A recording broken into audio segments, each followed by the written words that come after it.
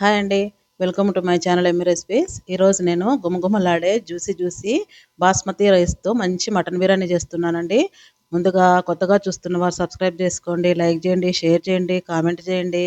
ఇప్పుడు చేసే విధానం అండి. ఇక్కడ నేను ఫ్రైడ్ ఆనియన్ కోసం ఎర్రగడ్డలు కట్ చేసుకుంటున్నాను. నేను చూపిస్తున్నా కదండి, ఇలాగనమాట చిన్న ముక్కలాగా ఉంటుంది. అది కట్ చేసుకొని సైడ్స్ నుంచి కట్ చేసుకుంటే గిన బాగా పొడి పొడి రాలుతూ ఉంటాయి అనమాట. నేను ఇక్కడ మొత్తం అన్నీ ఇలాగే మధ్యాహ్నం బిర్యానీ చేస్తున్నాక పొద్దున్న ఇలా కట్ చేసుకొని వేయించి పెట్టుకుంటే గిన మనం చేసుకోవడానికి ఈజీగా ఉంటుందన్నమాట. నేను చూపిస్తున్నా కదండి, ఆ మాత్రం మందం ఉండాలి.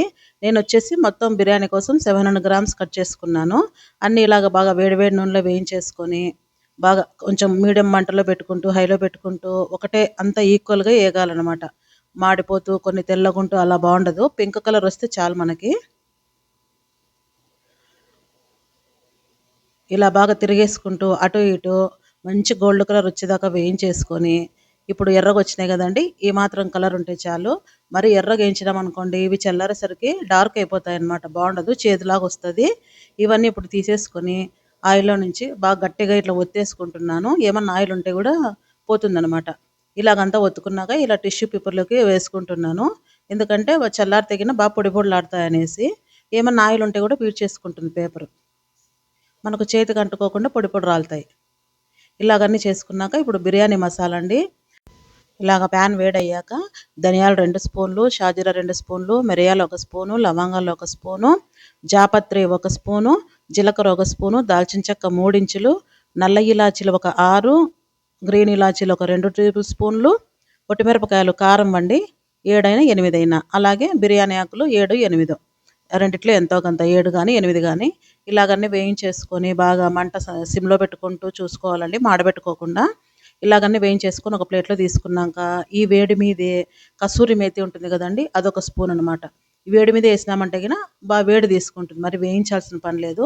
ఇలాగంతా కలిపేసి చల్లారినాక మిక్సీ వేసుకోవడమే. మిక్సీ వేసుకునే ముందు ఇలా జార్లో వేసుకుంటున్నాం కదండి అన్నీ.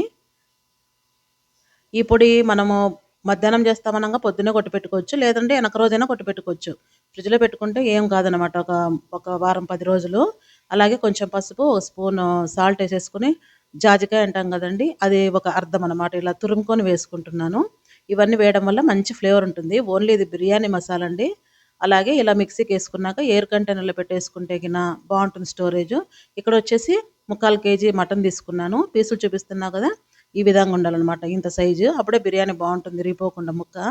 అలాగే సాల్ట్ అన్నమాట, ఇప్పుడు మ్యారినేషన్ కోసము 1 స్పూన్ సాల్ట్, కొంచెం పసుపు, రెడ్ మిర్చి పౌడర్ అనమాట, అదొక స్పూను, ధనియాల పొడి 1 స్పూను, అలాగే ఇందాక మనం కొట్టి పెట్టుకున్నాం కదా బిర్యానీ మసాలా, అది వచ్చేసి 2 స్పూన్లు అనమాట.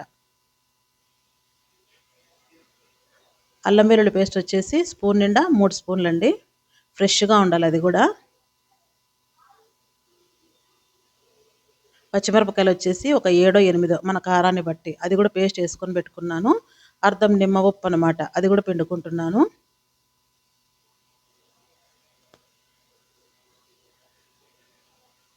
అలాగే కొత్తిమీర చిన్నగా కట్ చేసుకున్న ఫ్రెష్ది ఒక పిడికెడు, పుదీనా దానికంటే కొంచెం తక్కువ. అలాగే ఇందాక మనం వేయించి పెట్టుకున్నాం కదా ఫ్రైడ్ ఆనియన్స్, అవి 80% వేస్తున్నాను. మనం వేయించుకున్న దాంట్లో 700 గ్రామ్స్కి గాను 80%, మిగతాది మళ్ళీ చూపిస్తాను.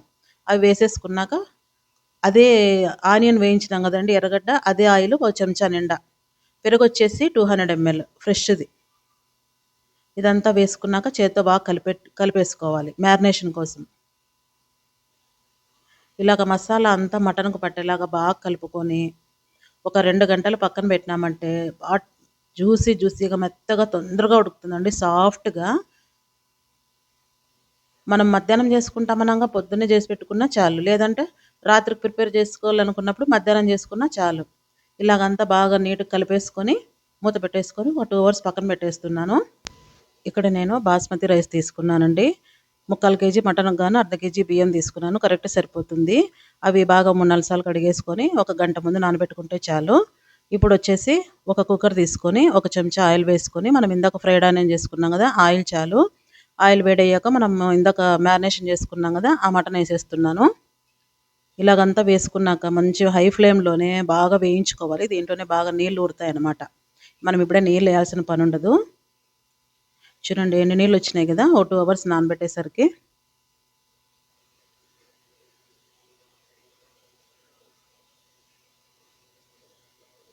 చాలా టేస్ట్ ఉంటుందండి. కొంచెం లేట్ ప్రాసెస్ అయినా కూడా కొంచెం ఓపికగా చేసుకుంటే చాలా రెస్టారెంట్ స్టైల్‌లో ఉంటుంది. ఇలాగ మూత పెడుతూ, తీస్తూ, కలబెట్టుకుంటా అంటే గిన మనకు నీళ్ళు ఊరుతాయి కదా! దీంట్లోనే ఫ్రై అయిపోతుందనమాట బాగా. అంటే 50% కుక్ అయిపోతుంది.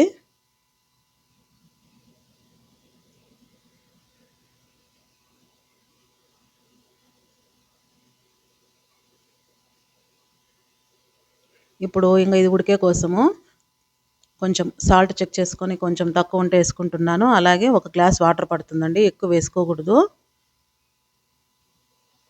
అంటే మీరు తీసుకునే మటన్‌ని బట్టి లేతదైతే తక్కువ పడుతుంది. కొంచెం ముదురుదైతే గనుక కొంచెం ఎక్కువ వేసుకొని విజిల్స్ ఓ 2 ఎక్స్‌ట్రా ఇచ్చుకుంటే చాలనమాట. ఇక్కడ నేను లేతదే తీసుకున్నా కాబట్టి నా ఫస్ట్ హై ఫ్లేమ్‌లో ఒక విజిల్ ఇచ్చేసి ఒక 15 మినిట్స్ సిమ్‌లో పెట్టేశాను. మెత్తగా ఉడికిపోయిందనమాట.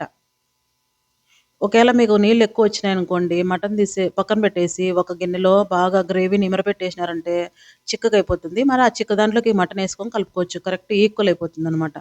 ఇక్కడొచ్చేసి నీళ్లు పెట్టుకున్నాననమాట బియ్యం ఉడికించుకునేకి. మనం అర్ధ కేజీ కాబట్టి ఒక 3 లీటర్లు నీళ్లు పోసుకున్నాను. ఎందుకంటే ఫ్రీగా ఉడకాలనమాట. అందులోకి సాల్ట్ ఏస్తున్నాను. కొంచెం ఎక్కువే ఏసుకోవాలి. ఎందుకంటే నీళ్ళు వంచేస్తాం గదా! ఒక టేబుల్ స్పూన్ సాజీరాను, 2 ఈ బిర్యానీ ఆకులేసేసుకొని, ఒక పచ్చిమిరపకాయ చీల్చేసుకొని, ఒక స్టార్ అనాస్ ఏసేసుకొని, అలాగే 4 ఇలాచీలనమాట. అలా నలిపేస్తున్నాను.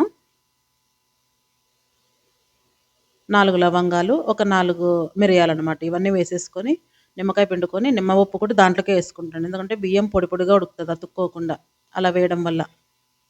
ఇప్పుడు బాగా నీళ్లు తెల్లుతున్నాయనంగా బియ్యం ఏసేసుకుంటున్నాను. ఎక్కువ కడగకూడదండి, విరిగిపోతాయి బియ్యము. ఊరికే అలా అద్దలు పోసుకోవాలంతే. ఇప్పుడు హై మంట మీదే ఎక్కువ కలబెట్టుకోకుండా చూసుకోవాలి. ఒక 80% ఉడికితే చాలనమాట మనకి.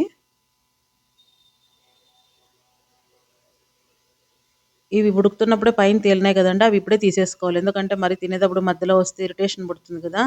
అందుకోసం నేను అన్నీ బాగా పైన తేలినప్పుడే తీసేసాననమాట.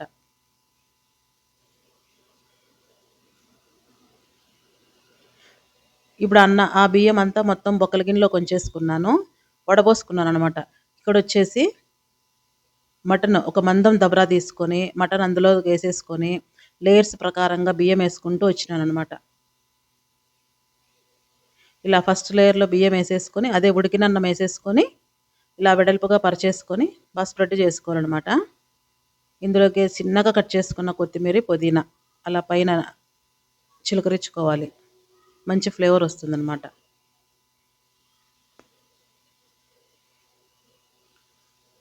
ఇలా వేసుకున్నాక ఫ్రైడ్ ఆనియన్స్ కూడా అవి కూడా కొన్నేసుకొని, మనం ఇందాక మిక్సీకేసుకున్నాం గదా! ఫ్రెష్‌గా బిర్యానీ మసాలా, అది అట్లా చిలకరించుకొని కొంచెం అనమాట ఒక పించంత. మరి సెకండ్ లేయర్‌గా అన్నం ఏసేసుకుంటున్నాను. ఇప్పుడు మరి నెక్స్ట్ అదే అనమాట. కొంచెం కొత్తిమీరి చూడండి మొత్తం అంతా పొడి పొడి రాలుతుంది గదా! మనం బొక్కల గిన్నెలో వేసుకోవడం వల్ల. కొత్తిమీరి, పుదీనా, ఫ్రైడ్ ఆనియన్స్, అలాగే గరం మసాలా పౌడర్, అదే బిర్యానీ మసాలా పౌడర్. అది కూడా కొంచెం అలాగా చిలకరించేసుకొని, ఇది చానా బావుంటుందండి. దమ్ బిర్యానీ అంటాం గదా! అదే అంత పచ్చిగా ఏసేస్తే గిన అది కచ్చా బిర్యానీ అంటాము. ఇది ఉడికిచ్చి మనము దమ్‌కిస్తున్నాం కాబట్టి దమ్ బిర్యానీ అంటాము.